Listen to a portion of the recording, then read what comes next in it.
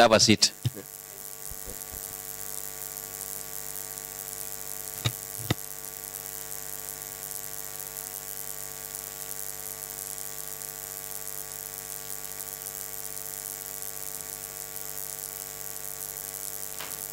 Welcome to the Committee of Appointment. And before we proceed, I want to make a declaration that the nominee seated in front of me, I know her. I will request her for her original ID for as a formality to give the members to confirm. She is Rosemary DCA. I know her because she was once my teacher in high school. And therefore, I want to excuse myself from awarding her marks. Because I will be biased. I will be biased in awarding her marks based on how I've done that. What is it, Honorable Seth? Thank you, Mr. Speaker, for letting us know. We also know Rosemary DCA. By extension, you know, I'm son of a teacher. I'm Murja Puany. So to me, all teachers like her are related to me. But just because she was your teacher, I don't think that denies you an opportunity to award a mark. In any case, she was awarding you marks then. And she was teaching you how to get marks. The tables have just turned. Now it's your turn to award your teacher the marks. I think she'll be happy if you award her marks, and I think she'll declare that while she'll be submitting. Thank you so much, Honorable Speaker. But I see that Honorable Jagongo is supporting you. Honorable Jagongo. And I rejoined her. I've not given time. Mr. Speaker, we also know people, but you don't say. So just sit there and award marks. What is it, Honorable Ruben? Does it mean that maybe it was under awarding you marks, so you think you may use this time to pay back, or what is it?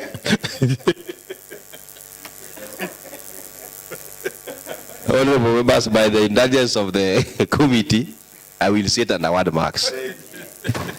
So, Madam Rosemary, this is appointment committee. Melisha Jakoraro, Speaker of the County Assembly and the Chair of the Appointment Committee. We received a letter from the governor nominating you as a board member of Maseno Holo Municipality.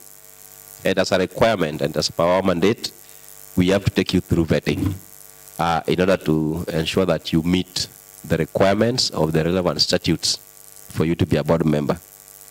However, before we proceed, Article 195 of the Constitution gives us the powers of the High Court, and whatever you would say here should be the truth that we can use in a court of law.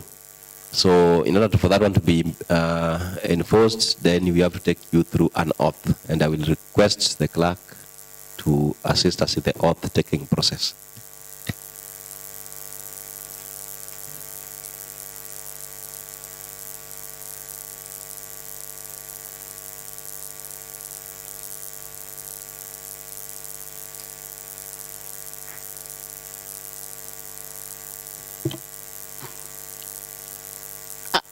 I, Rosemary, do solemnly and sincerely swear that every word that I shall utter before this committee is the truth and nothing but the truth, and that every statement and declarations that I shall make shall be made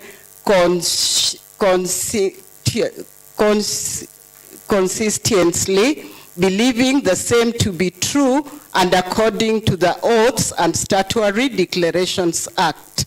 So help me God.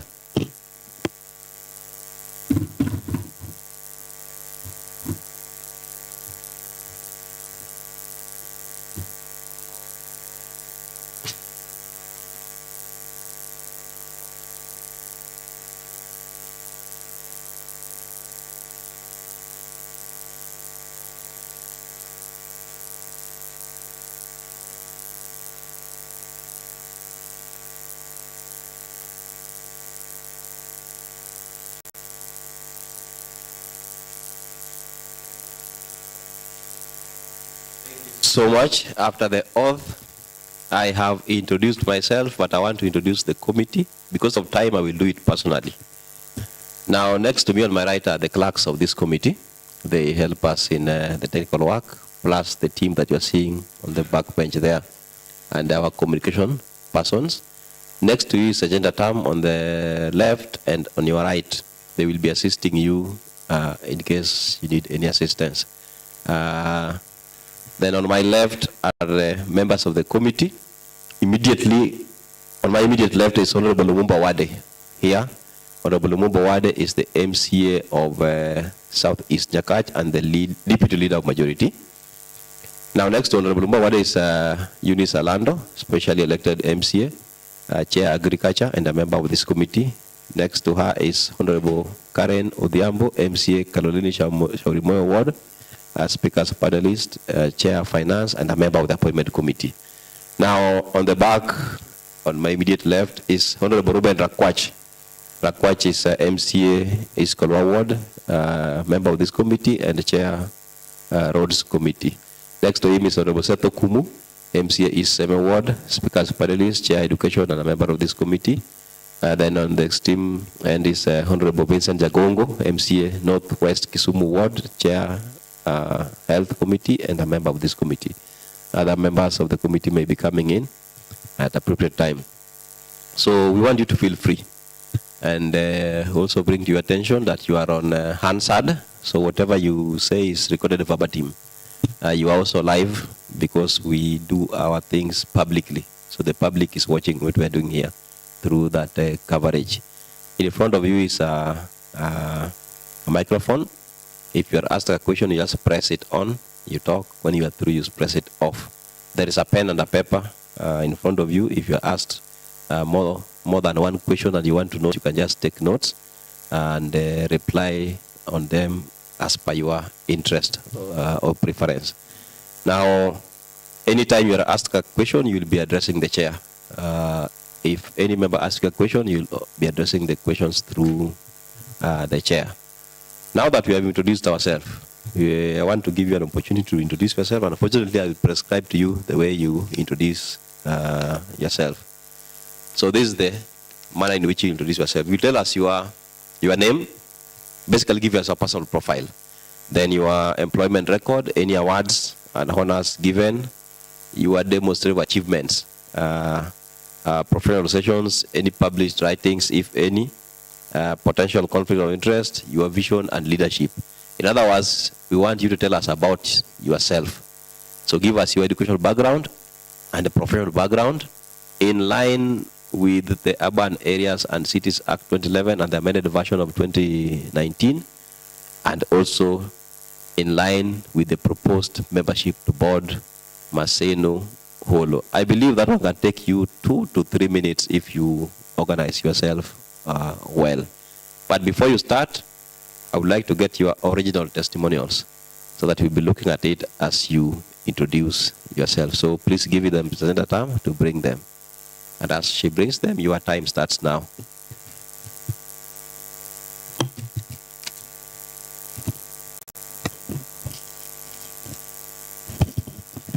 My name is Rosemary Disiye.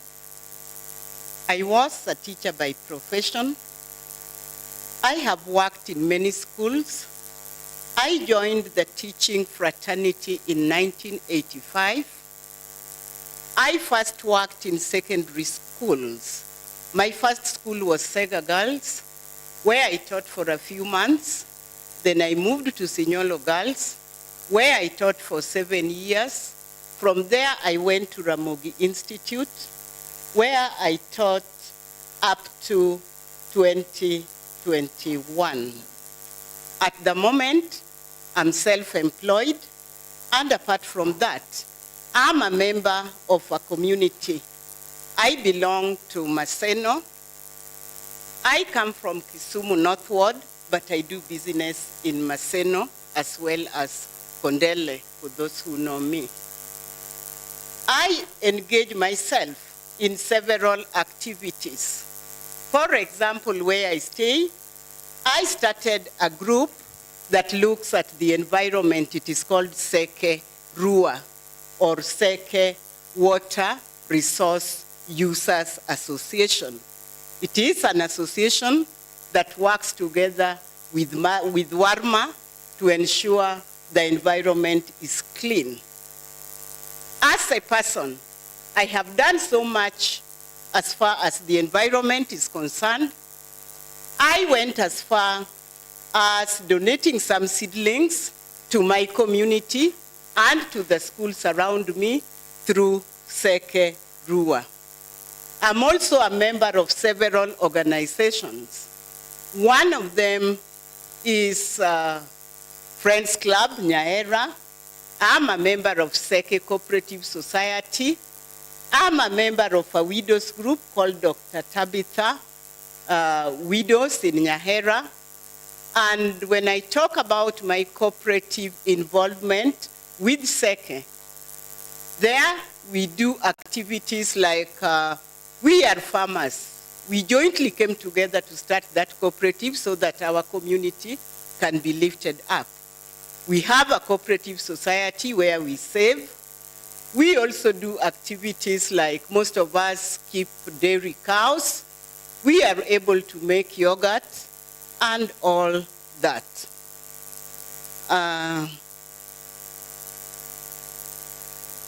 I also want to talk about how what I have done is linked to the post that I'm being vetted today for. As a member of the community and as a member of the business community, I understand needs of the community members. I understand needs of the business people.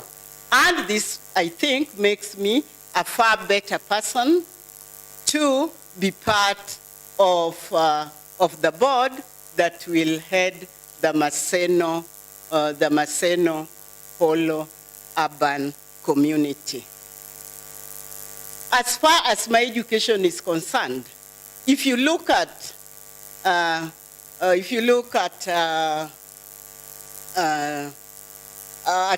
what a board member is supposed to do, one of them is that we are supposed to be able to come up with an integrated development plan. I'm able to do this because while I was a teacher, I was part of the management of Ramogi Institute. We were able to talk or work on several strategic plans as far as my institution was concerned.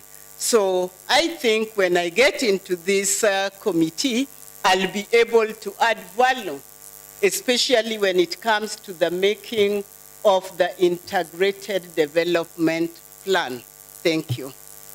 Madam, as you are introducing yourself, you didn't mention that you taught me in Barinion. You jumped from senior and you went to Riyadh College. So the Honorable Jacobo will start saying that I went to Senior Girls. That's what I wanted. I forgot. Correct that one so that it's an answer that Okay, you taught in Barinion. From Sega, I didn't teach for more than 6 months. I moved to Signolo Girls because that's where my second half was. And those days, people were allowed to join their husbands. So I got to Signolo. At Signolo, I taught for 7 years, and there was need to come and work in my community. So I moved to Bar Union, where I taught for 13 years. From there, I went to Ramogi Institute up to 2021, when I had to take early retirement just before I retired to join politics as the MCA of Kisumu North Ward, although I did not get it. Thank you, Mr. Speaker. Now that is better. Now, Honorable Seth. Oh, but he has not mentioned. Honorable Speaker, I think Submit. You know, Honorable Lumumba is saying that, I mean, the nominee did not have to mention my name. She has said she taught in Bar Union, and I've always declared here that I went to Bar Union. So, Honorable Lumumba, I don't you out of order. Honorable Seth, proceed. Thank you so much, Honorable Speaker. Honorable Speaker, on this one, I think I might take a different opinion, dimension than I've been taking before. I think I know Rosemary this year. I know her capabilities. I know where she has worked. I would have been vetted her without coming here. and still given her the same marks I would have given her when she's coming. So I want to stay away from asking her any question and just remain with giving her marks, because I believe that by coming here, what I wanted to confirm, that by coming here, she applied and she wants to be in the board. And I can see from how she has presented, she deserves being in the board, she wants to be in the board. And I think that's what I want to start working on. Thank you. Let me go to Nominees.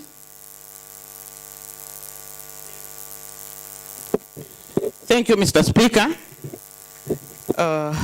To Madam DCA,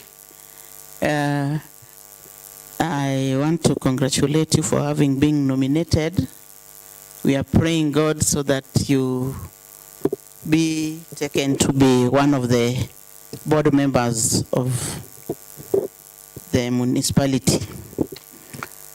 I just want to give you a question, even though I know this will be like a walkover. What are the key principles and benefits of effective public participation? That one, maybe 2 minutes. Put your microphone on. Put your microphone on so that you are unanswered. When there is effective participation of the residents, remember, work becomes easier for the managers, because the project, or if there's a project started, it will be community driven. When it's driven by the community, it becomes sustainable. And all of us are looking at sustainable development.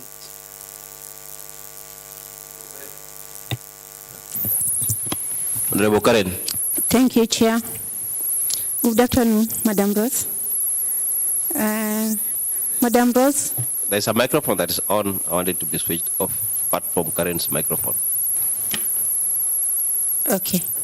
Madam Rose, I hope you are aware that one of the requirements for a town to be conferred to a municipality is that it must have an integrated urban development plan.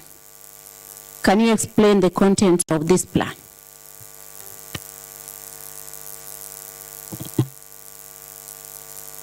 One, you have to, when you are working on it, one of the contents is you have to assess the needs of the people. You must also look at the resources, the already resources that are there. Because without those resources, you wouldn't know what should be done. Another thing that you need to do is you need to get public participation. You need to involve the residents of that particular town before you carry out anything. Lumumba. Honorable Rakwache, if Lumumba is still preparing himself. Yes, thank you, Chair. Honorable Rosemary, good evening. Subject to the Constitution and any other written law, list to this committee the powers of the boards of cities and municipalities that you are aware of. I think this one will take you even a minute, and you are just done and we proceed. Thank you. One of the powers is to make bylaws. Another power that the board should have is to carry out any other duty that is assigned to them by the county government. Any other? Apart from making bylaws, but you have to be cognizant of the fact that now there is the assembly. So I don't know how you will explain the relationship between the bylaws and the existence of the assembly. When working on bylaws, of course, in consultation with the county government, that is the chief executive officers, and the legislature, that is the county assembly. If they are in line with the county government laws and in line with the national government laws. Honorable Mubawade. Thank you, Chair. Good afternoon, Madam. Yes, mine will be very brief.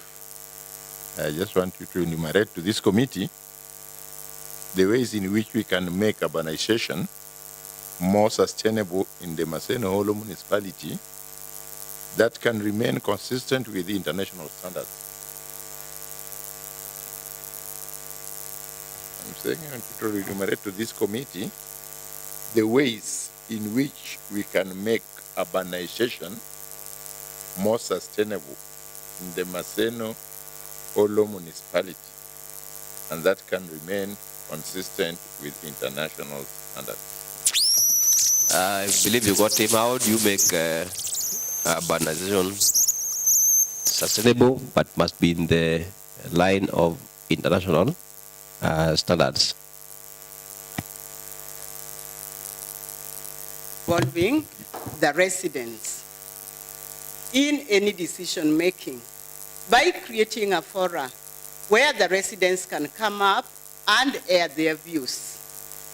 When you also want to make or align it to the international fora, it is important that whatever you are doing or whatever the board should do should be in line and should be in consultation with the CECs and in consultation with the Assembly to ensure that it is sustainable. Yes, Honorable. Quite you have something? Honorable Jagongo?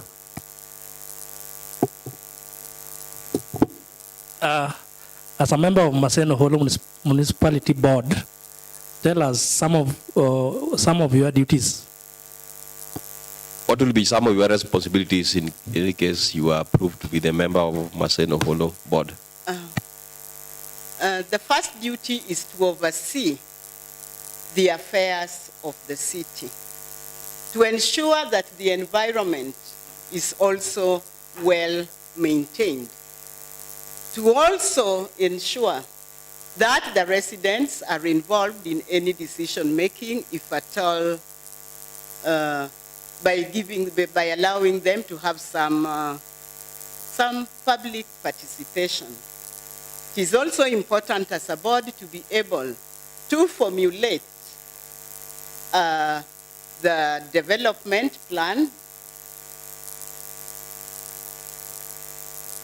and also implement it. Apart from formulation, it's supposed to be formulated and implemented as a member of the board. Thank you so much. I think you are one of the nominees who submitted a detailed questionnaire. So we rely mostly on the questionnaire, the responses, and the data that you provided. We appreciate you coming here. Those are just some of the few questions I wanted to know. I'm happy that it looks like most members are saying that you are known to them. So let me hope that that one will make them make appropriate decision when the time for decision will come. We shall be retreating as a committee to make our decision. But I want to give you an opportunity, maybe 1 minute, to give your parting remarks, or if you have a question that you can pose to the committee. Just 1 minute.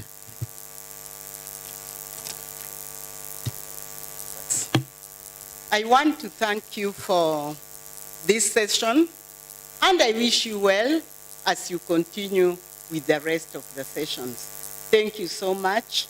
I'm grateful because of the way you handled me. Thank you. So the Senator Tam, you get this document back to the nominee, check if they are all intact. After that, you shall be able to leave at your own opportune time.